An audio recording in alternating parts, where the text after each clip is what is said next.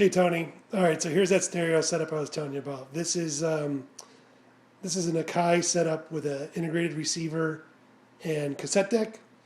The receiver on top is an AA R22, and that's a 30 watt per channel receiver. And then down below is an Akai CSF14 cassette deck. The receiver is a 30 watt receiver. It's all digital readout on the front. I'm going to turn it on here. You can see the display. But you can see the panel up here. Kind of cool, actually. I have not really played around with this much. I bought it. I had it set up in the unfinished side of my basement where I have a little workshop. But then ended up with so many receivers that I wasn't really using this. So it's got presets. You can see down here in the front. Your tuning. Fader, which I don't even know what that does or how to work it. A couple tape inputs. There's two sets of speakers. Your band selector, phono, and auxiliary. So you can put an iPod onto this, play an iPod through here. And all your tone controls and stuff are inside this flip down panel. Let's see that.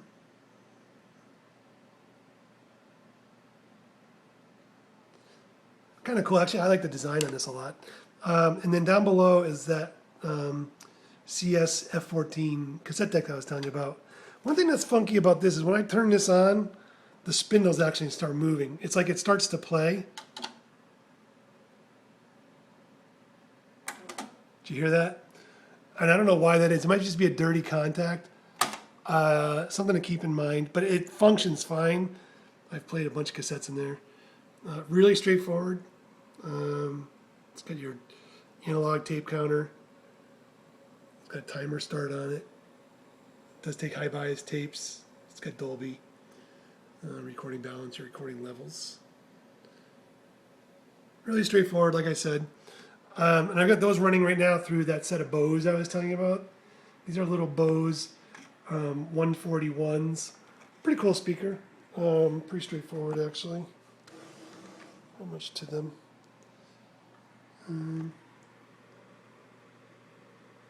I actually bought these new 20 years ago. And they don't have a ton of bass to them, but they do sound good. So I got the pair of those running through this.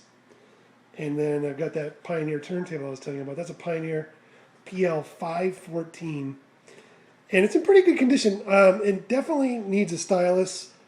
The dust cover doesn't have any cracks, but there's ways to refinish these with some Meguiar's and 4/0 steel wool, and you can really go to town on this and clean it up. But there is one section on here that probably will not clean up, and that's right in here. I don't know if you can see that or not, but I don't know if it was like slightly melted or what. Somebody put something hot on there. I'm not sure what that is. But the hinges are good back here. There's no cracks or anything back there. Works fine. So this is like a middle of the road, late 70s Pioneer turntable. They had the 518 had a strobe and pitch controls on it. This does not. It's belt driven. There's an Audio Technica cartridge on here, which is not a bad cartridge. But like I said, if you can see that, I don't even know if you can see it. But man, the stylus is just down to a nub. There's like nothing left to it. But it still does play. It took a little bit of work to dial in the anti-skate on this. The arm just seemed to be kind of set up very lightly, so it was flying all over the place. But it works now. I'm going to go ahead and put that on phono. And then we're going to listen to this. Listen to it for yourself.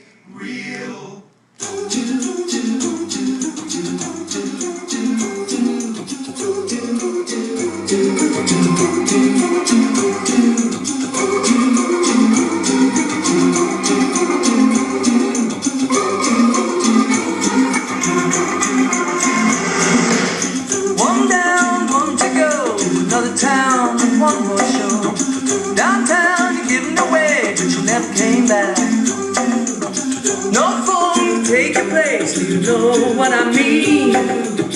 We have the same dreams as the Cutting Kings.